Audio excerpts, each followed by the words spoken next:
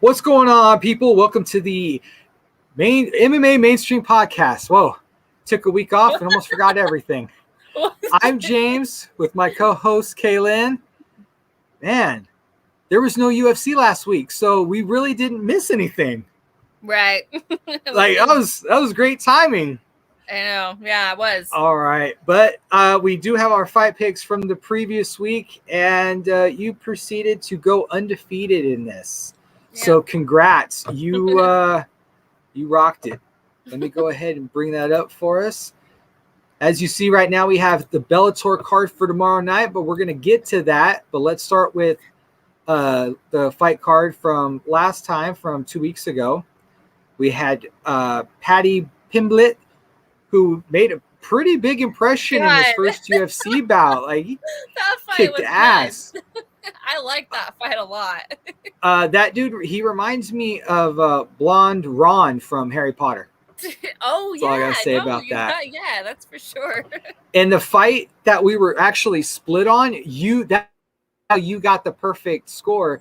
You beat me by picking Khalil Roundtree Jr. Yeah. And because he got the win, that gave you the perfect score. Alex Morono won by decision. Yep. The fight, I was like, oh, this is going to be exciting. And I was right. Yeah. Tom Aspinall in the first round. Oh, man, that dude's legit. Yeah, he is. I look forward to his next fight. And then in the main event, we had Derek Brunson. Yeah. After he won, there was a lot of trash talk going on with other fighters in the division, and it was pretty interesting to see. But I don't know. Like, I feel like Brunson he finished the fight, but that was in the third round. Honestly, I feel like if he finished the fight sooner, he would be looked at more as a real contender. I'm not saying he's not a contender, but I feel like he would be pushed into that upper echelon to really be heavily promoted, and instead of just competing in fight nights. Yeah, but I think he's definitely earning his way right now, though. I think he's doing pretty good. And Darren Till, though, he's a good fighter as well. I was surprised at how much that Derek Brunson did dominate him, though. Strong wrestling pedigree. Come on. Yeah, no, for sure. Yeah. But also, Darren Till seemed to just get taken out of commission. Just like, I'm like, man, I tried to, because Darren Till hasn't fought in a long time before this fight. And I was just like, you never know what fighters are like when they come back. But I thought maybe he had something more than what he had. And I don't know. I don't know what's next for him, but I was surprised. But also Derek Brunson does really well. So I, not that surprised, but I expected more from Darren Till, though. I don't know. We'll see what happens with him next. I don't know. So Brunson got the win and continues his winning ways, of course. That was 2 weeks ago. Now we have the fights coming up this weekend. Wait. Dude, Paddy Pimblett, though. We have to talk about him. All right, let's go back to Paddy Pimblett. He was legit. That dude's bad. Okay, so that fight, I was a little surprised at the beginning of the fight because he was, at least I thought he was getting pretty beat up, but holy crap, he just came out of nowhere with that punch. Oh my gosh, that was crazy. I'm super excited I was excited about him before, but I'm super excited about him now because this Luigi Vandermini is really tough as well, but he just, I don't know if he puts on a show to where, or play dead per se. Like, he looked like he was getting pretty beat up, maybe almost even knocked down from Luigi, but then came back with that punch and then set him on his ass. I was like, holy crap, this guy might be the real deal. So that's because he casted a protection spell and then got the win that way. I'm sorry. He looks like Ron from Harry Potter. Like, if Harry was in his corner, I'd be like, whoa, full circle. This is nuts. I know, but I'm so excited for him. Where's Hermione, yo? Yeah. I'm a huge fan already. No, definitely exciting, and I'm curious of what he's gonna do next. I haven't heard anything. Yeah, That will be exciting. I feel like I think will happen is they'll put him on another fight night, and he'll pretty much move up the card as he progresses as a fighter in the UFC. He made a lot of noise with this fight. Yes. He had a lot of. He had a lot. Yeah, he had a lot of swing coming in. Like he had a lot of momentum, and this just pushed it up tenfold. This made it crazy because I think everyone thought he was gonna lose. I bet everyone thought he was gonna get knocked out or TKO'd, but then he came back and just finished the guy. Oh my gosh, I can't wait for this guy. I don't know. I hope it stays this way. I hope he does well because I hate to have this guy pull a performance off like that and then all of a sudden, it's gone, because there are some fighters where that happens too, where they make a really strong statement when they come into the UFC and just fall off when they start. Oh, like Michael Chandler.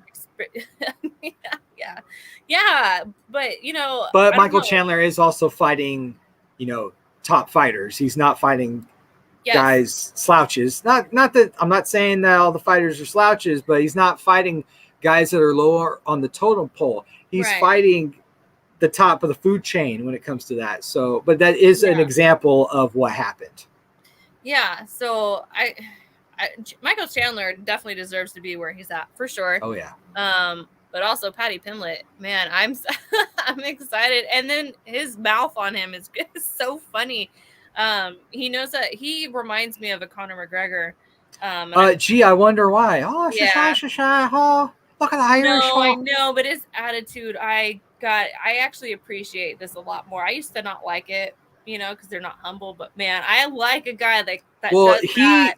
If I understand it correctly, he declined his first go in the UFC. Like he was no, I could be better.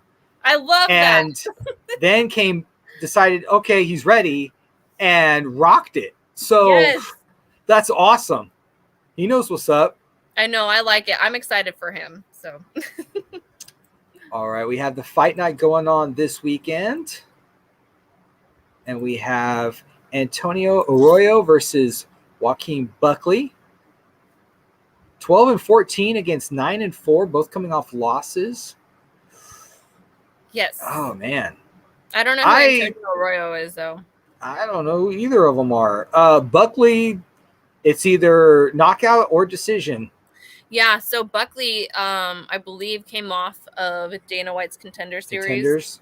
Yes, and he did really well. And I don't remember who he fought last, but I kind of feel like they threw him to the wolves, and he didn't quite make it. So that's why he has that loss there. But we'll see what happens next. I don't think he had a whole lot of MMA experience. So I don't know. I'm pulling for him. I'm going to pick Buckley. I don't know who Antonio is, but yeah, I'm going for Joaquin Buckley. I'm going to pick Arroyo just because I feel like he's more of the well-rounded fighter, even though he does have less experience. But I feel like his more well-rounded. You know what? If I really had to guess, because it shows here that Buckley weighed in at 192 and Arroyo was at 206, I would say that 205? Buckley probably went up to 205. Okay. I could see that more than I could see Arroyo coming down. Especially when you compare the heights at 5'10" for Buckley and 6'3" for Arroyo. So that Arroyo's pretty lean. Yeah, that makes sense. All right, let's progress up this card because we have a lot of fighters we got to pick today. We have Nate Maness versus Tony Gravely. 13-1 versus 21-6. Quite the fight record for Gravely. You were gravely mistaken if you think that he doesn't have that many fights. You like that? Clever? No? Like a dad joke? Yeah. Oh my God. Okay. There you go. I didn't really catch on. I just heard the words that you were saying. I'm like, oh, okay. Alrighty. Yeah. Both are coming off wins. 5-inch height advantage for Nate Maness. That's pretty interesting. What is this? 145ers or what? I would say so because they both weighed in a little bit under 145. Are these the actual weight? But okay, so I know they have this. These are just, I don't know if these could be generic weights or weights they've weighed in previously. But I feel like they probably are close to that. If not, maybe they cut to 135. Yeah. I don't know. Let's I wish see. there was. I wish they would say this bout is. I don't think blah, it blah, blah. said what the.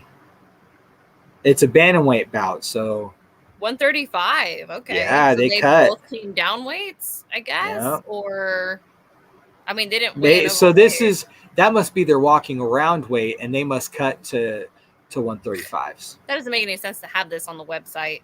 Walking around weight should be their fight weight, but okay. I completely agree because we've seen too many incidences where fighters have been very like dried out and just cannot. They're emaciated really badly, and all bad, falling all over the scale, can't even get on the scale. Yeah. Terrible.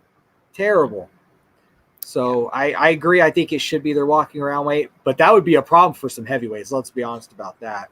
Yeah. Yeah, that would be. Let's see. Gravely likes to go for the knockout mainly, and also mixes it up with the decision. Nate also goes to the decision more than he gets the subs and knockouts and TKOs.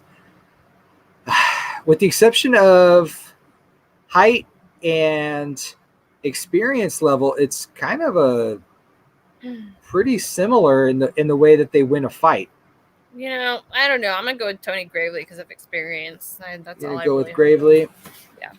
You know what? I will too, just based off experience. He has a wealth of it, that's for sure.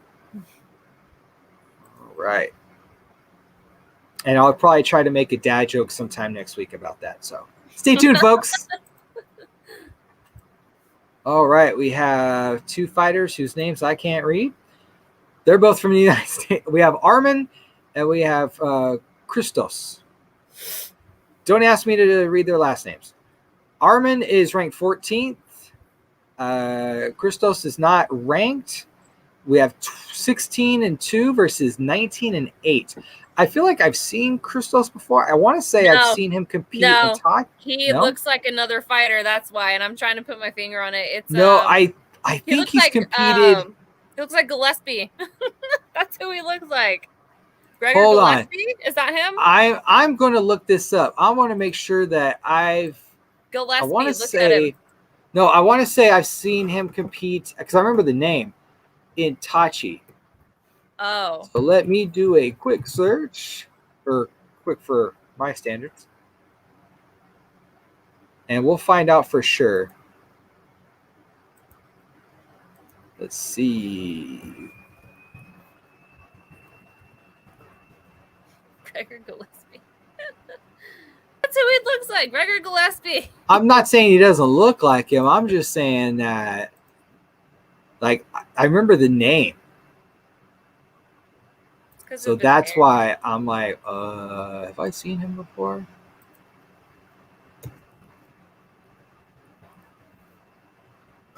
Let's see, the Spartan. Am I right? Oh, crap. I just sent you something really long. Oh, wow. Don't open what I Yeah, I have seen him fight. Yeah, I saw him fight at Tachi. So, really? Yeah, he's competed locally. He's fought twice at Tachi. He fought Papis Martinez and lost by submission guillotine. He's also fought a fighter friend in Preston Sharf. He's from the Central Coast area. And he also fought at TPF 19. He was the main event. Oh. Yeah, so I have seen him fight. I knew it. Because for some reason, I just remember writing his name. So, yes, he has competed locally. This guy has really come a long way from the regional circuit of Tachi Palace, which I miss. Oh, God, I miss Tachi Palace so much. Tachi Palace fights was amazing. I used to go to those, and they were... Damn. I was trying to send you a picture of Gregor Gillespie. He looks like him. I don't doubt it. Let's see. I was looking, I'm like, that looks like him. Well, let's be real, a lot of fighters do look similar to each other. They do. I know. Yeah, they do. So, But yeah, but you're right about the look. It's the name that is what struck me. That's why. All right. So we have. So I guess I'll go with the Gregor Gillespie lookalike on this one. So you're gonna go with the Spartan? Yeah. I'm gonna go with him too, since I've seen him compete. Given it was a win and a loss. Yeah. But I'll go with that. Why not? Now we have a ladies flyweight bout versus Arian. Ariane Lipski. Ariani. Okay. Yeah. Lipski. Yeah, that would have gotten versus Mandy Bohm. I don't know who Mandy is. But I have seen Lipski fight before. She's 13-7, so she has a wealth of experience compared to Mandy's 7-0-0-1, which that doesn't make any sense to me. What the? You have wins, losses, draws. No contest. Draw no contest. That must be, because I've never seen it like that before. Maybe she has a no contest. Yeah, I think I think that extra digit is a no contest. I think. Learn something new every day. Yeah, but I believe that's her first. That's her first appearance in the UFC. It looks like, because she doesn't have any ratings. I feel like I've seen her face before. I think she fought, but they don't have any records, so I wouldn't know. I wouldn't be shocked if you didn't see her compete in maybe Invicta or some other type of promotion. Yeah. 5'6", 5'7". Mandy has the reach advantage. Leg reach is the same. Yeah, what's up with these weights? Why are they all off? I feel like this has to be walking around weight. Why do they have that on there? Why does it matter what they walk around at, I don't know. But that's weird. It's what is it, a bantamweight? It has to be bantamweight. I believe it was flyweight. So 125. Okay. That's strange. Dang, that's got to be a weight cut if I've ever heard of one. I don't even know what's up with these weights. I wouldn't even trust those. I don't know. That's strange. But yeah, I don't really count on the weights either. I don't think they need to be there, but they just put them there, so whatever. I'm going to go with Lipski because she has the wealth of experience. Yeah, I'm going to say her as well, just because I've seen her fight already in UFC, so I'm going to say her. All right. Now you're going to have to help me. I remember hearing his name, but it escapes me. Kutilaba. Ion Kutilaba. Yeah. Kutilaba. Mm-hmm. All right. Versus Devin Clark. All right. We have 15-6-1 and one no. See, okay. And then one no contest is different on here because it shows that it was one no contest. I think it's the same. Okay. I feel like whoever's controlling this website sucks at it. That's all. I mean, UFC, you heard it here. I mean, not like you're listening or watching, but yeah, there you go. Yeah. What's up, Dana White? We'll see, huh? What's up, dog? I'm not Ariel Helani. I'll fight a fool. I'll get knocked out, but I'll fight a fool. And you have Devin Clark, the brown bear, at 12-5. Yeah, the weights don't matter because you know what they're fighting at. I know, but they used to be correct though, so it's strange. That's true. Man, I don't recall hearing about Devin Clark. I feel like this is it's not his first fight in the UFC. I think I've seen him fight once, and I couldn't even tell you who he fought or how he did. I remember the name. But Kutilaba I've seen quite a bit, so I'm gonna pick him. You pick him. Yeah. He was in the weigh-ins. He did show to be more aggressive. Yeah, he has more. And Clark was more easygoing. You know what? I'll pick the Hulk as well. All right. Now on to the main event. Anthony Smith versus Ryan Spann. Spann. Yeah, a Spann. Spann. I'm going to be honest. Whenever Anthony Smith is fighting, I kind of lost confidence in him a while ago. I lost confidence in him when he fought John Jones. I understand that everybody loses confidence when they fight John Jones. Okay, but I was gonna say, yeah, I get that. The reason though that I feel this way about him is because the way he fought John Jones. I feel like he totally gave up. I mean, dude, I can't even pass judgment because I'm not in there. But this is what's going in my head when I watched it. I'm like, I didn't expect him to win, but he did have some hype around him. But when he fought John Jones, of course, everyone gets shut down when they fight John Jones. But the way he shut down was just kind of felt like he gave up. And then that fight against Glover Teixeira, I was like, oh my God, how much worse can this get? Because the dude was knocking his teeth out. He just kind of rolled over and just took everything. And I'm like, after that fight, I'm like, I don't know what's up with this guy. Like, what happened? Because he had a lot of hype behind him before he fought John Jones. And still afterwards, everyone commended him I feel like people were commending him for what a beating he took.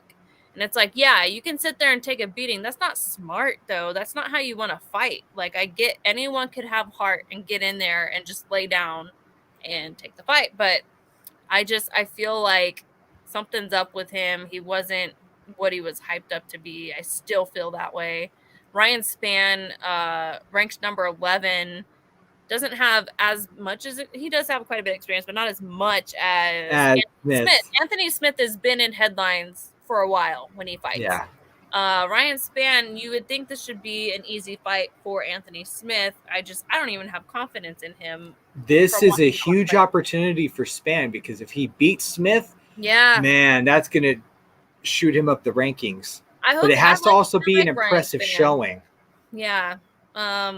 Yeah, so we'll see. I'm just saying, I honestly don't even care to watch Anthony Smith. I'm not excited to watch him based on his previous fights. I don't know. Maybe he'll come through. But I understand him being matched up with someone like Ryan Spann because I bet they're trying to build up Ryan Spann at this point instead of Anthony Smith. Very true. I feel like Anthony Smith had a lot of opportunities and didn't quite capitalize on until he fought against John Jones and was wrecked.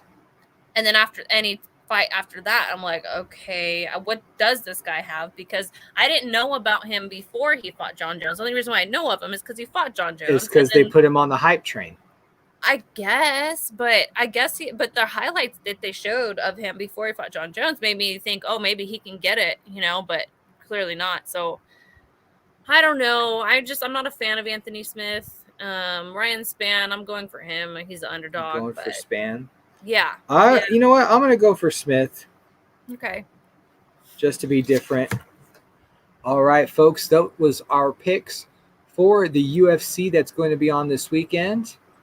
And now we're going to move on to Bellator, which is happening in San Jose this Saturday. And our own Kaelyn will be in attendance. Yep. I'm excited. Are you looking forward to it? Yeah, did you catch the weigh-ins at all? No, I wasn't able to watch the weigh-ins. Okay. But I'm so excited for the main event. I'm of course excited for our local fighter, Al Gonzalez. He'll be on that fight card as well. Yes. The prelims. Big Al. Yeah, so that's really the reason why I'm going for sure. But the fact that Yoel Romero is in the main event is going to be awesome. So anyway, first fight. There's Al. Yeah, in the prelims. And then now we're going to move on to the main card. I believe Art Hernandez is also competing on this card. I saw some stuff with him. I'm not sure. I didn't see him on the prelim card, so maybe he's fighting in a dark match type. I don't know. Bellator has a lot of weird, weird schedule because they really do. You have your prelims that go on, but then also when time constraints begin to come into effect, they have to get on the main event because the TV showtime. Yep. Because I've seen many local fights, especially when they've had Bellator here in town. I've seen fights after the main card. Like they didn't even record them. They were just like, oh, we saw fights that we got to have. Okay, just let them go in there and. Yeah. I'm surprised there was a referee. That happened to Al not last time, the time before. He ended up being a post lim rather than a prelim. It gets a little sketchy when they put you at the end of the prelim card because you could potentially have to wait the whole main card and then fight at like, I don't know, midnight. Yeah. You know? So that's almost like an old school PFC type thing. Yeah. Where they basically have this huge stacked fight card, but you have to have certain fights go on before a certain time. TV and then time, it's like, 7:00. oh, okay. You have to be live. You have to be live at 7:00, I think. So yeah, anything that might get in the way, they're like, we'll deal with it later. That's it. Know? That's exactly it. Here we have Christian Edwards versus Ben Parrish. 3-1 for Parrish and a perfect 5-0 for Edwards. You know what? I think Edwards is going to get it and maintain the perfect streak. I would say so as well. Yeah, I would pick Christian Edwards. All right. We have Saul Rogers versus Georgie Oh, man. I used to remember how to say his name, too, because he's competed locally as well. Karatanian. I'm probably wrong. Karakanian. He's competed locally. Legit fighter. And this guy's been around for a hot minute, especially with the fight record of 31-11-1. Oh, didn't even notice that. Oh, wow. Okay. Yeah, I'm going to pick Georgie. I'm going with I will too. Yeah. Going with him. And now we have a flyweight feature fight. Alejandra Lara versus Deanna Bennett. 9-4 versus 10-7-1. Bennett has the experience, but just the losses don't really do it. So I'm going to have to go with Lara on this. I don't know. This is a toss-up because you can't really judge based off the record because that's very true. The better record goes to Lara, but man, I don't know. I guess I'll go with Lara also, just based off of that. I mean, that's all we really have to go off of. Yeah. I don't want to sound mean. I'm curious as to how old Bennett is because that picture doesn't do her any favors. I do feel like she is the good job on fighter. Not being mean. I said I don't want to be mean. Doesn't mean I'm not gonna be mean. No, she looks kind of leathered, so I think she does have experience. Or she's super into tanning. Either or. Both. So I'm picking Lara on that. And then we have Neiman Gracie versus Mark Lemminger. Yeah, 10-2 versus 12-3. Oof. That Gracie name, but last time I picked Gracie, he lost. Oh, what did he? I don't remember. I want to say he did. If I recall correctly, he did. Okay. He had a lot of hype behind him. He's a Gracie. Right. Yeah. And as a fan of Gracie Jiu-Jitsu and just the Gracies, I get it. So I'm actually going to go with Lemminger on this. I'll go with Gracie. Lemminger. You're going to go with Gracie? Yeah. And this is when he doesn't fail me and wins, and I'm just going to be like, I quit. Yeah, right. All right, now we have the light heavyweight main event. Mr. Wonderful, Phil Davis versus Yoel Romero. Yeah. I've always was a fan of Phil Davis, always, even in UFC. I don't know really where he's at right now. I've always been a fan, and I always root for him whenever he fights, and I know he doesn't always win. So, I don't know, but Yoel Romero, I'm very excited because he's not, well, I wish he was in UFC still, but he's not. So this is kind of like, this is also an opportunity for you to see him fight live. Main event. You probably wouldn't have really had that chance in the UFC because UFC's only been here once. He's already had all the chances in UFC. No, but for you to see him competing live is what I'm referring to. Yeah. No, for sure. No, that would, and the fact that it's in San Jose, super close. Yeah. So I'm really excited. And also I want to know how he's going to do in this organization coming from UFC. I'm picking him. I think he's going to win. So I'm going to go with that. I mean, I like Phil Davis. I do want him to succeed always, but Yoel Romero, I don't know. I feel like he's going to come out like a monster because he knows at this point. That's exactly what I was thinking. I think you're right. I think Yoel will come out and just be a monster. And so that's also why I'm picking him. But I also am curious as to what Phil Davis are we going to see, because he hasn't been quite the Phil Davis that we were used to. And that's also why he's in Bellator and not competing in the UFC. But this is fresh for Yoel, who's actually supposed to fight against Anthony Johnson a while back, but stuff fell through. It did. So, I was disappointed on that one. So. As was I, because that I think would have been a really entertaining match. But I'm pretty sure Yoel would have just used his wrestling and took him down. But we don't know. That's the fight we didn't get to see. I don't know about that, because that's what we thought about a lot of his fights, and he just wanted to stand there and trade punches. So that's true, because all praise to God. All praise to God. I know. I'm excited. I'm glad I get to see him fight in person. Not in UFC, but that's okay. And like I told you earlier, I do fully expect updates. Yeah. So the fact that Al Gonzalez is on this fight card is really amazing too. He always manages to get on really great fight cards, I noticed. So, and I did go to that fight where he did break his leg. But the main great. event, and you're going to this? Oh, what's he going to break now? I blame you. Nothing. But also that fight card that he was on when that did happen, Ryan Bader versus Chet Congo, I believe at the time. I think so. Could be wrong. And isn't this Al's first fight back since his injury? No. He had another fight in Connecticut where. That's right. Yeah, his opponent had quit, so Al took it. Yeah, I do recall now. But he's always on some really great fight cards. So this one I'm really excited for also. I just love it when it's in San Jose, because I always love to go to those. So yeah, and it's not too far from us. It's not. For such a great fight card, it's not far. I am there. All right, we do have some sad news to report. Sad but happy news to report in the world of MMA, and that is the retiring. There's two retirements that occurred this week that were pretty big news, and this one is Carlos Condit is retiring from the sport of MMA. I'm a huge Carlos Condit fan. Back when he was competing in WEC, I was lucky enough to interview him for a magazine I was writing for at the time years ago. Super awesome to talk to him. I'm such a fan.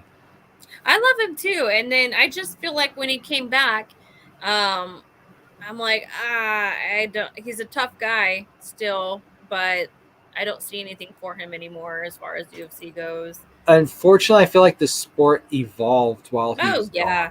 Yeah, it did. I remember him from when GSP was fighting. He was around during that era, and that's when I started watching UFC around that time, a little bit before that. But I was a big fan of Carlos Condit. I was always excited when he was fighting, because he would be in the main events at that point, and he always did really well. But him taking that time off and then coming back, I just didn't see anything when he came back to show that, for one, he couldn't make another run for the belt. Also getting older, he held up pretty well, just didn't really get it done. So I'm not upset that he's retiring. I'm happy he is, because he's had a really great career so far. I completely agree. He's not the only one that decided to retire. Earlier in the week, Joseph Benavidez decided to call it a career.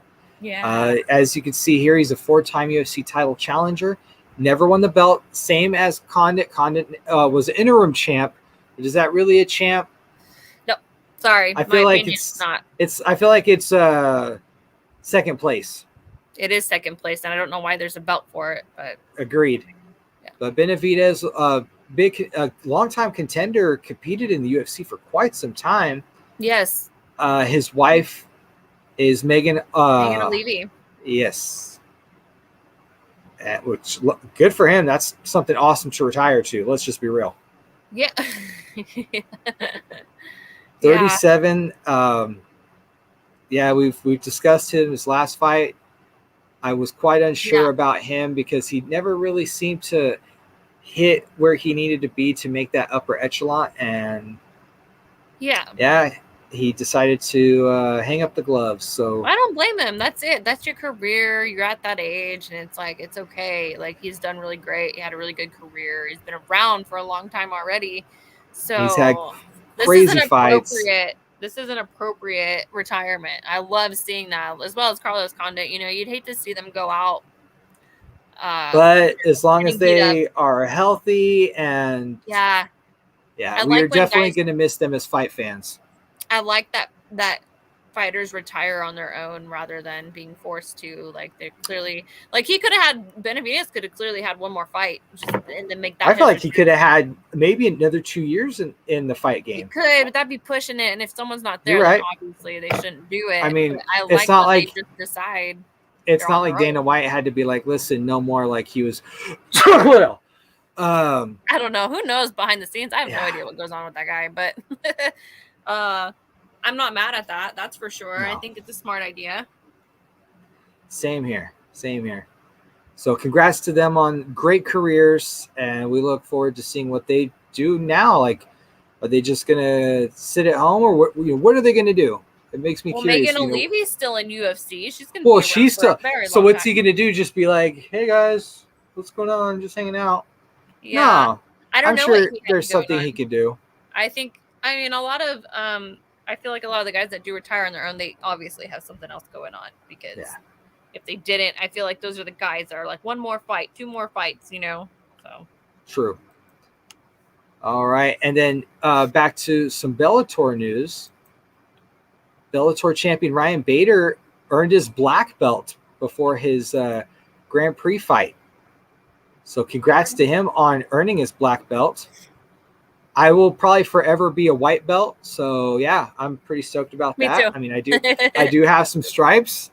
You know, I won't deny it. I did earn those stripes, but that's probably the most I'm going to have on my jiu-jitsu white belt. And I'm super okay with that. I have about a month worth of classes under my white belt, so. Hey, nothing wrong with that. You got more experience than the general public, so you're doing all right. It's true. You're doing pretty good. So also congrats to Ryan Bader, who 15 years on the mat earned his black belt. Put some time in, that's for sure. Yeah. Okay. Yeah. Good for him. 15 years. I mean, I guess that's appropriate, right? The time. Yeah. And for his status as a fighter, I think that's appropriate. Now, do you remember when, this is kind of going back, when James Toney fought Randy Couture? Randy Couture, yeah. Love the guy. I don't know who else you're talking about there. James Toney was a boxer.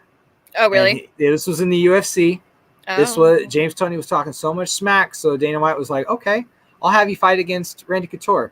And Randy Couture took him down, choked him out, and then got his black belt that way. One of my friends said, that's really messed up. Choke a black dude, get a black belt. That's really messed up. So, yeah. But congrats to Ryan Bader. He did it a different way and got it through going to classes and doing his thing that way while still competing professionally in MMA. That's how it's supposed to be done, right? True. But you've seen it has happened multiple times where guys will earn a belt by using their jiu-jitsu in a match, in a fight. But also we've seen where they haven't used jiu-jitsu one bit and still get awarded a belt at the end of the fight. So, whatever. That is true, too. Yeah. We've seen lots of different things here in our world of mixed martial arts. I've seen a lot of fighters win not by submission and then get given their, brown or black belt in the octagon as they do their speech or whatever after they win. Hey, man, they did a really awesome transition. I don't know. Whatever. I feel like if you get a really great submission, definitely get, if you're looking at getting promoted, if you're about that time, and then you agreed something off like that, then that seems really and you have some great looking smooth jiu-jitsu that just works. Yeah. Or a hard fought match where you used a lot of jiu-jitsu. Yeah. There you go. So congrats to Bader to being now a black belt. He's still a guy I wouldn't want to see in a dark alley. Just being honest. Then again, you probably won't catch me in a dark alley. So ha ha ha. All right, let's move on. We didn't talk about it really. I mean, I heard about it. I didn't watch it. Anderson Silva. Oh, yeah. Man, is he the Yeah. GOAT? Let's be honest. Could be. He's competing in boxing at the age that he is. Yeah. He beat Julio Cesar Chavez Jr., who He is did. a boxer. Yeah. So he's already doing some justice for the MMA community out there. Yeah, he is. In I the like world, it. in the way of fighters transitioning to boxing, or MMA fighters transitioning to boxing, I should say. He took less than 90 seconds to knock out Tito Ortiz. Yeah, that's cool. I get that. But Tito Ortiz should not be fighting anymore. That's true. The only thing he was trying to fight was the city council in Long Beach, and they kicked his ass too. Yeah. He did. Oh my God. He got his ass kicked politically as well. Yeah. Yeah. But congrats to Anderson Silva for doing it. This would have been the fight I was excited about, and I may have mentioned that. But the fight that also happened on the card, Vitor versus Evander Holyfield, let's be real, that fight should have not have happened. No, and then also that fight got moved because from LA to Florida because of that. Well, crazy Florida, but also I don't know. Maybe obviously they needed a replacement, and he just maybe got a wild hair and was like, I'll do it. But that's not fun to watch. I heard that I didn't watch anything leading up to this either. I heard, he doesn't talk clearly as it is because of possible brain damage, head trauma from his boxing career. That makes me really sad for some of these fighters. Just the way they speak, and it's just not clear. And I mean, he's like Evander Holyfield. I mean, this is talking a long time ago. He's had a very long career and half an ear. Yeah, I didn't like it to begin with. I didn't realize how bad his condition was, though, until leading up to this fight. And I hope he never fights again. I don't know why they let that happen. I'm glad the fight ended that fast, because I don't want to see him compete. I think Vitor, someone that's that heavy-handed and that juiced up, let's be honest, should have been competing against somebody else. Don't know who, but somebody else.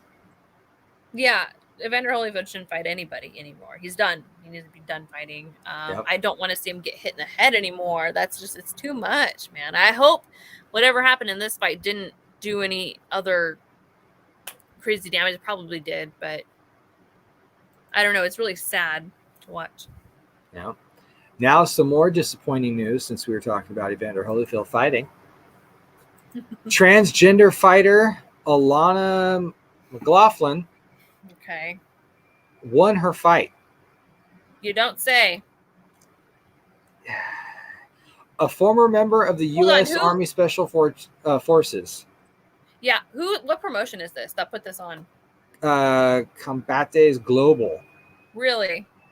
Yeah. So that's a downer. I don't agree with that. I can't believe they did that. I don't know. Yeah.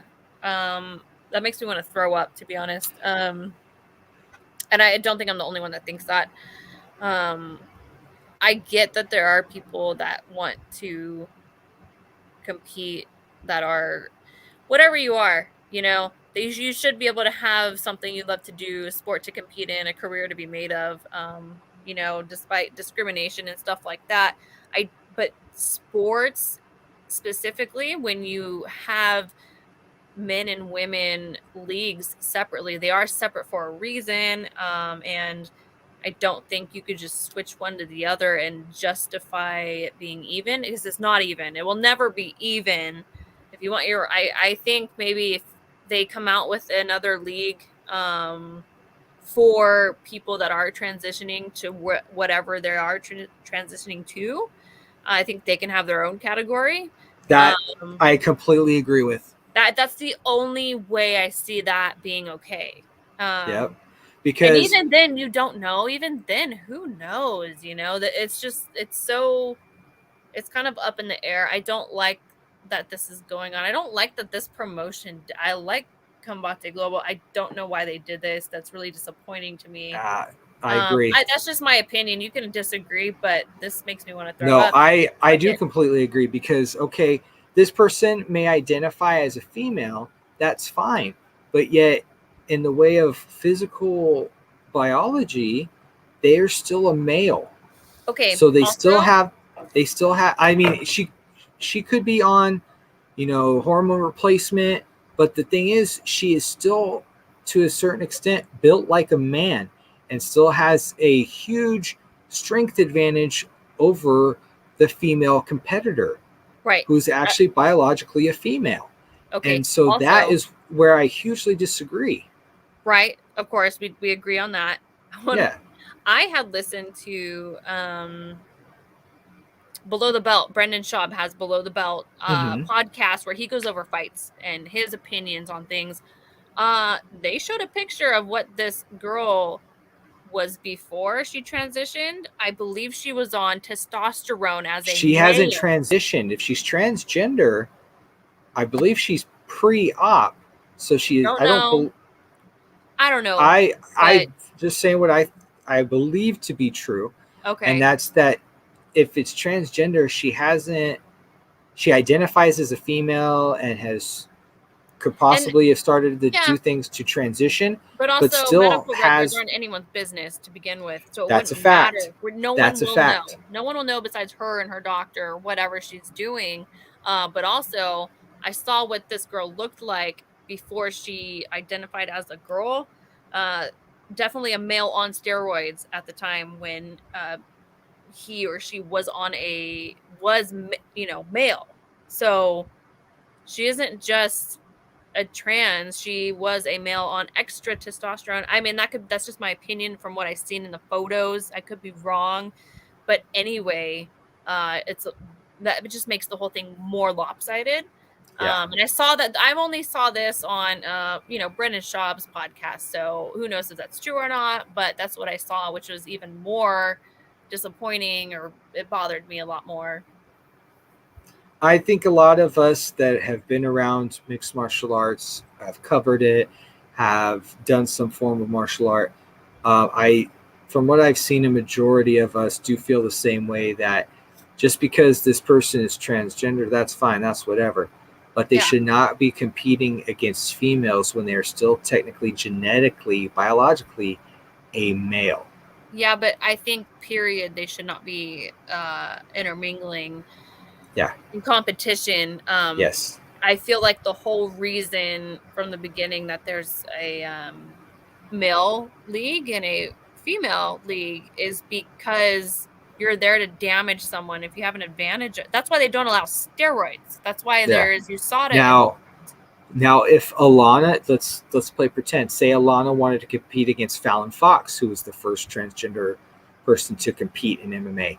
I feel like that's okay because they're both transgender, so they both are in that realm. That is not just 100% woman or 100% male. So yeah, make the category. And I don't know how specific. I don't know how many people. I don't know. I don't know how many people would be remotely interested in competing in that. I think a lot of women, to be honest, would want to fight this because they have something to prove that, hey, just because you think you're stronger than me or whatever the situation is, the fact that if you could be a female and beat a male, a biological male, not identifying as male, right? But a physically biological male. Yeah, because there's a lot of women out there that have that confidence, and they should. If you're a fighter, you should want to take on anyone that you think you should be taking on. Like if I was in that situation and I was, let's say, UFC had adapted to that type of thing, and I was a UFC fighter and I was a pretty good fighter, and I had the opportunity, like, hey, do you want to fight this fighter? By the way, they're transitioning, used to be a male. If I was a fighter, the type of attitude you got to have is, yeah, bring it on for sure, because I can only grow from that. But it's wrong on the other end. It's so wrong. But that's because I don't think any women would turn it down. I think they'd be like, well, sure, another tough challenge. Let's tackle it. Because it's an opportunity. It's a way to earn a name. Of course. Yeah. So now, okay. check this out. Now, did you know that John Jones's first loss was actually to a woman? Huh? Yeah, his mama. I was like, hold on. Sorry, I couldn't help it. I didn't see any headlines about I couldn't this. help it. Yeah. That was the first person to actually beat him in a fight was his mama. Yeah, Let's be real. All right, I'm sorry. I couldn't help myself with that. Yeah, but I don't like this. I hope no other MMA promotions do this. You know, the whole transgender thing in sports in general, not just UFC, just all sports in general. I believe that women have come so far to make their own league that you're going to just throw males in there. What are you doing? Are you trying to get rid of female sports? Because this would be how you do it. I hope. As somebody who is biologically still a male, there's a certain level of aggression that it's due to the hormones, the bone mass, the hormones, the muscles, the hormones, the weight, just that's the why testosterone women is fight males. Yeah. I don't know. I don't think Dana White would do this. So I'm not really worried for UFC. God, no, you know he wouldn't do this. Pretty close. Combate Global is pretty damn close to one of the good promoters out there. Unfortunately, I feel like a promotion does this as a way of garnering more press. I think they're taking a political stance as well, and I think you're right. Headlines. I think they want more, just more headlines. They want to be in the conversation of controversy. I don't know. I don't see a lot of people being on their side with letting this happen. I hope they don't let it happen anymore. And I don't know how many fighters out there are doing this. I don't know how many transgender fighters there actually are. But I don't like it. It's bad. I will always disagree with it. And shame on them for trying to do that to women because they come so far. Ronda Rousey had made the way for women's MMA to get into UFC and that type of promotion. So to get into UFC, but the people that really made the way was Cyborg and Gina Carano. Let's be honest. I get that, but they are women completely. Oh, yes. So, although, I mean, Chris Cyborg early on, suspect. Yeah, I get it. No, we know she's a woman. We do know she's a woman. I get it. But also, what are you doing? These women fought so hard for so long just to make this what this is. There's a reason why there is a women's division is because of them. And I feel bad for Cyborg and Ronda Rousey, Miesha Tate, all those women that had started everything. It's like, I feel like they're erasing everything that they just did. They worked so hard for it. I don't think it will be erased like in people's hearts. Like in my heart, it will not be erased. But I don't think it'll be erased, but I think the transgender competitions will be a footnote. They'll be just a little blurb in the overall history of MMA as it pertains to males and females. If there is one sport that males should not intermingle with women, it's this one, Because basically it looks like Ike and Tina all over again. It's like, I don't know. Human combat is survival of the fittest, essentially, right?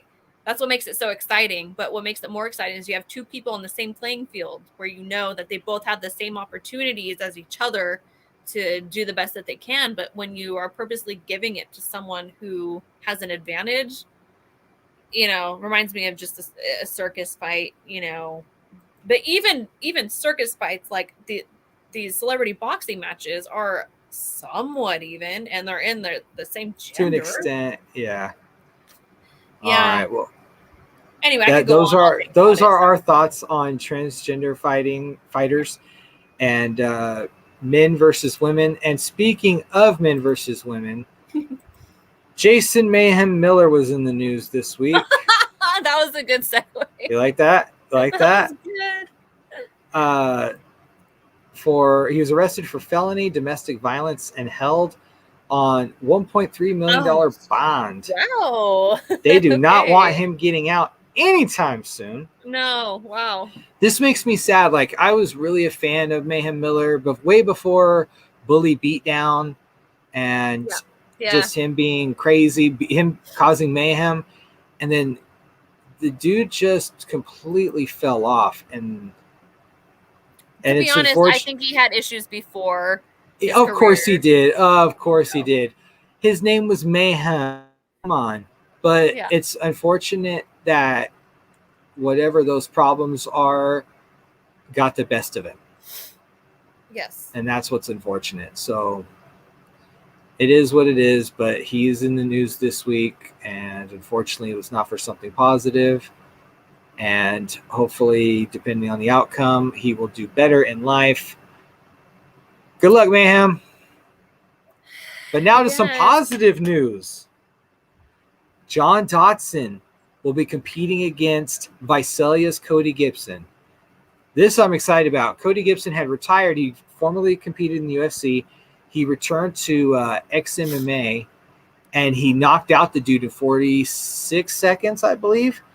Yeah, what was the organization called? I believe it's called XMMA.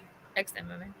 Yeah, and he had posted this on his Instagram a day ago. I'm so happy for him that he's finally he's hitting the fighting guys that are on the next level. Yeah, he fared okay in the UFC. He was amazing in Tachi Palace fights. We love him there. He is a local favorite, and so I'm glad to see he's competing against John Dodson. So this will be really John awesome Dodson, to see. No joke. He's exactly really good. That's good. So this would be quite the name under his belt. I'm hoping he gets the win. Yeah. There's that, and then this weekend also, God, just MMA everywhere. That's literally it this weekend. Everywhere. That's how it should be. You're right about that. We have 559 Fights, number 81, at Visalia Strong Ballpark in Visalia, California. It's a great venue to check out MMA. It's really spacious. So if you're trying to still social distance, there's plenty of room out there for you to check out the fights. They put on great fight cards, top to bottom. You could see the development of the fighters. And so you have, of course, like more young debuters, young up-and-comers competing early on.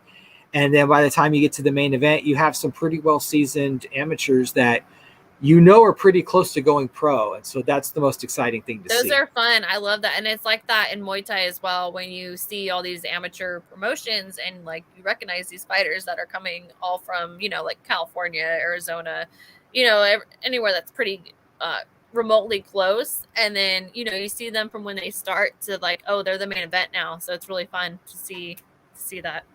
We've seen quite a few fighters come through 559 Fights. It's just a great promotion. They do a really good job. So that's also this weekend. And then lastly, in our news, we have Grappling X, which has been moved. It's now October 24th. So it's at the end of October. So there's still time. If you're a jiu-jitsu player and you want to compete in that, if you're in Central California, by the way, that's where we are located. It's going on still. So there's a chance for you to register and compete in that on the 24th. Always fun at Grappling X. So that's really it for us in the MMA Mainstream Podcast. You're going to be going to Bellator this weekend. I look forward to the updates that you happen to send myself. What fight are you looking forward to the most? Al, for sure. Just Al's fight, because if it was just him fighting, I'd be there anyway. Local fighter. We've trained out of a couple of the same gyms, so far. So, dude, I'm all for supporting local fighters and all the way. Yeah. And especially that's why we highlight them on our show. Yeah. Right. And then especially Al, that's come that far from, starting out fighting to Bellator, and then the name that he's made for himself so far. It's really, really interested to see what happens next. So definitely there for him. Also, Yoel Romero, that just tops it off. Like, first it's Al and then Yoel Romero for sure. Even just with Yoel Romero, I would want to go to that fight anyway. But the fact that Al's fighting makes it way, way, way better. So of course. Yeah. So Al's first. Right. I'm very excited for that fight. I love watching teammates fight. So. All right. I expect to hear you on Showtime cheering for him. Just you, though. Just me. I don't know if I'm loud enough. All right. Well, you have fun at that. And folks, thank you for joining us on this edition of the MMA Mainstream Podcast. And we will see you next time.